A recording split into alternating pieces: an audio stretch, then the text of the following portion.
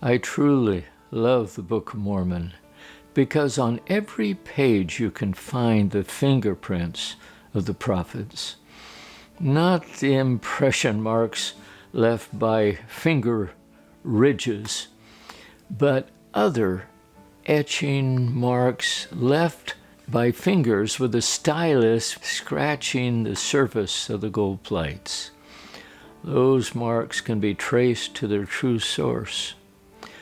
On about the 5th page of the book, introducing the text, there is an account of an angel named Moroni who visited the boy Joseph Smith. Among other things, the angel told Joseph 2 times that he would be disliked or hated by some or by many people in every country of the world. That would be part of his legacy. In every nation, kindred, tongue, and people, some people would love him or hate him. Now, if someone wakened me or you in the middle of the night to tell us that, we might be pretty upset. We might try to negotiate out of the deal. But it wasn't just anyone who came to Joseph. It was an angel from heaven. That statement about his becoming famous for good and evil seems audacious for a young farm boy with a terrible limp, who at the time seemed to have the most bleak future of anyone in his family. He'd been crippled, and finally, after some years, he'd been able to put away his crutches. But he still walked with a limp, and he had a poor family with little or no known formal education and small prospects for a bright future. Living outside a small town, not attending school, not a member of a church, not belonging to any kind of club or group that we know of. There was only a handful of people that even knew he existed. The angel told him that his name would be known for good, but also for evil in all nations. Isn't that an odd promise for an angel of God to give? Would a person even want such a mixed blessing? Notice the angel mentioned the evil and good part twice. And consider this. It's estimated that at that time there were over 1 billion people on the earth. It would be close to 1 chance in 1 billion that this promise would come true.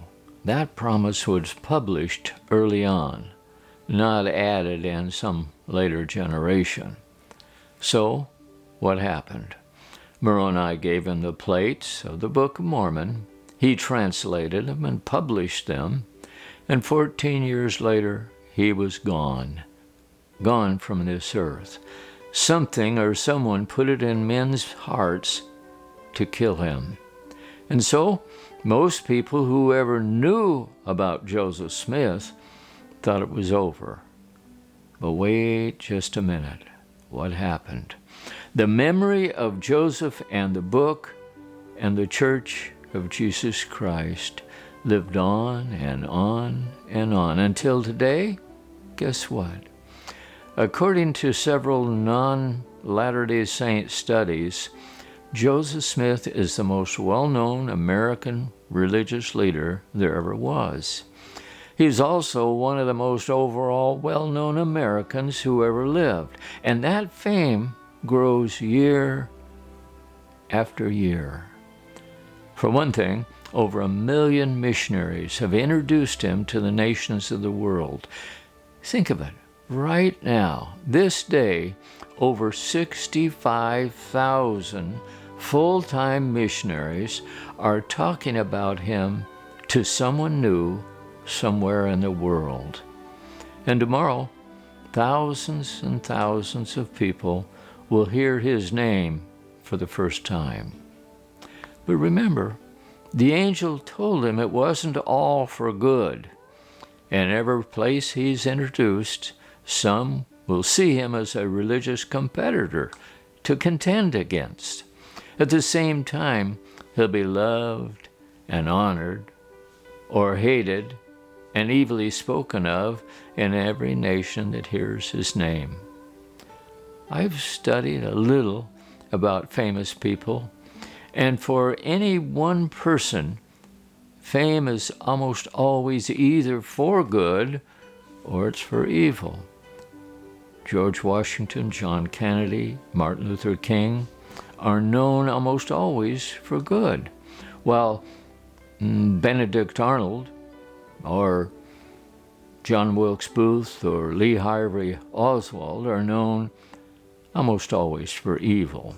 But no famous people seem to be in both categories at the same time, as the most liked and most disliked. The prophet Joseph is introduced as a Christian prophet by believers, or as an evil impostor by some religious competitors. Like almost no one else, he has created such a striking division among people.